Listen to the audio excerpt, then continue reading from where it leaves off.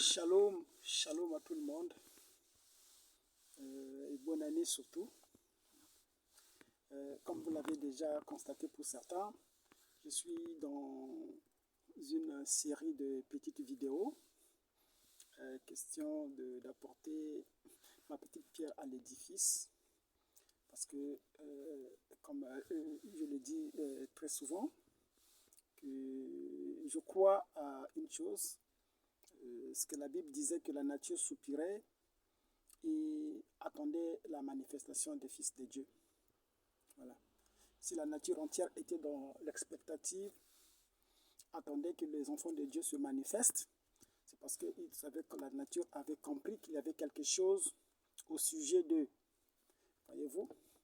Parce que au temps de Rabbanab, il disait que, voilà, que l'épouse est lui.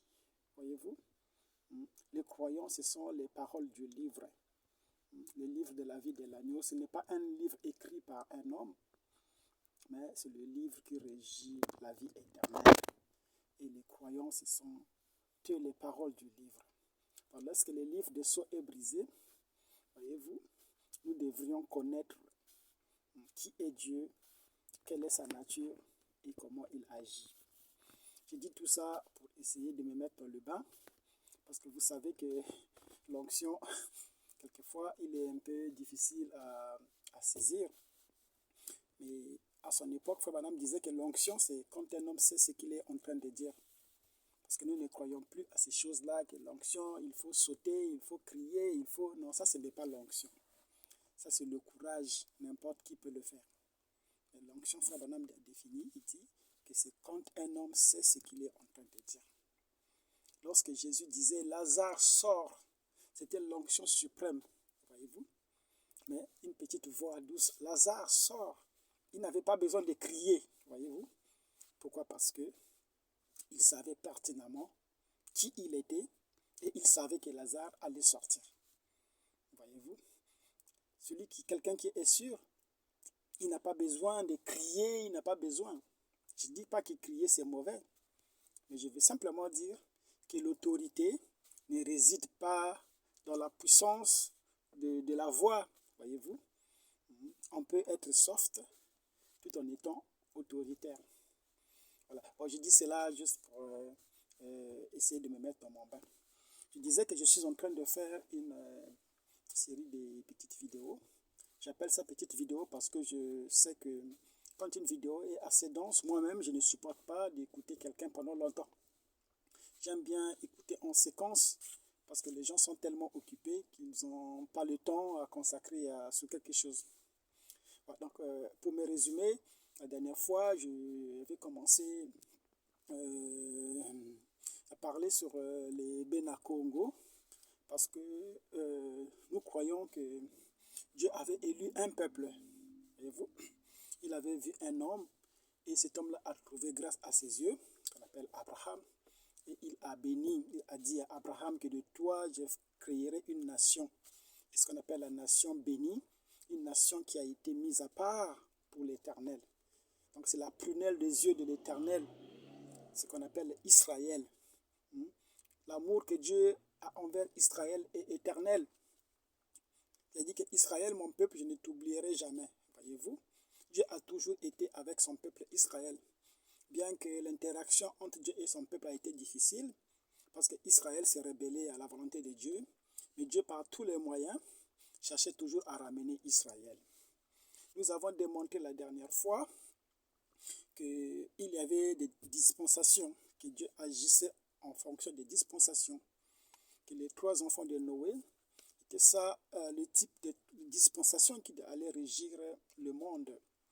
Il y avait Cam et Sem, et il y avait Japheth. Voyez-vous, Dieu s'est révélé dans la lignée de Sem et Cam, l'Égypte antique et Israël. Voyez-vous, et il avait fallu qu'il ouvre une brèche pour Japheth. Japheth, tout le monde le sait, sauf peut-être les chrétiens, parce que les chrétiens ne sont pas documentés, c'est ça le problème. Voyez-vous, mais lorsque vous lisez les grands auteurs, ils vous diront que Japheth, c'est cette lignée qu'on appelle les anglo-saxons. Les anglo-saxons, ce sont les Européens. voyez-vous, à l'exception, exclut l'Israël, les Noirs et les Arabes.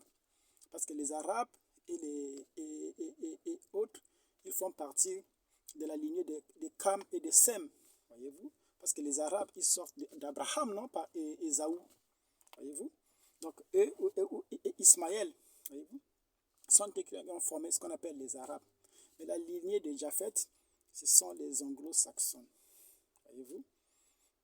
Les royaumes du Nord, voyez-vous, ce sont ces gens-là à qui il avait été ouvert une brèche et pour qu'ils puissent connaître Dieu. Parce que ces gens-là, ils adoraient les idoles, voyez-vous. Donc nous avons démontré que Dieu a traité avec Cam, avec l'Égypte antique, il a traité avec Israël aussi. Il avait fallu que Dieu se révèle à Japheth. Voilà pourquoi, après la résurrection, il a fallu qu'il puisse commissionner Paul. À Pierre, il avait donné les clés du royaume, voyez-vous, le royaume des cieux qui était l'Église, voyez-vous. Mais Pierre étant un juif, voyez-vous, Pierre n'était pas habilité à aller envers les nations.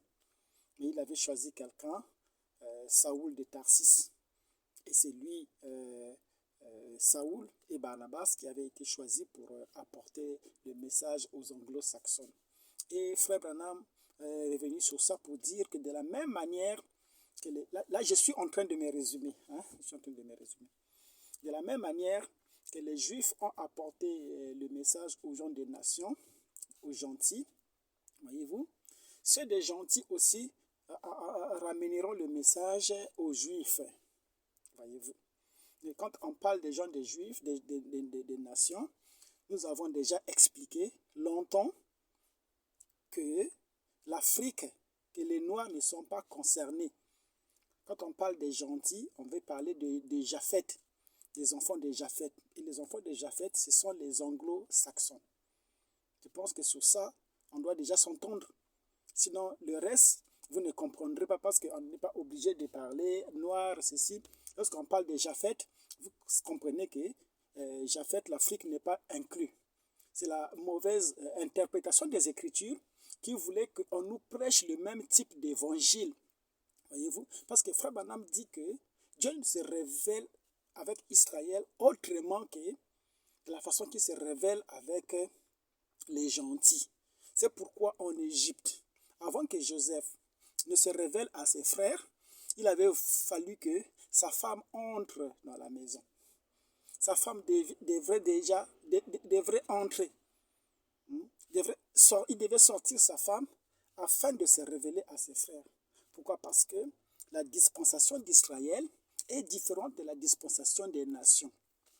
La dernière fois, j'étais en train d'expliquer que même la foi des gentils est différente de celle d'Israël. Voyez-vous? C'est pourquoi Jésus pouvait dire que je n'ai jamais vu une telle foi en Israël. Parce que Israël servait Dieu à travers les coutumes. Voyez-vous? Les coutumes d'Israël, c'était la parole de Dieu. Et l'Afrique est restée avec,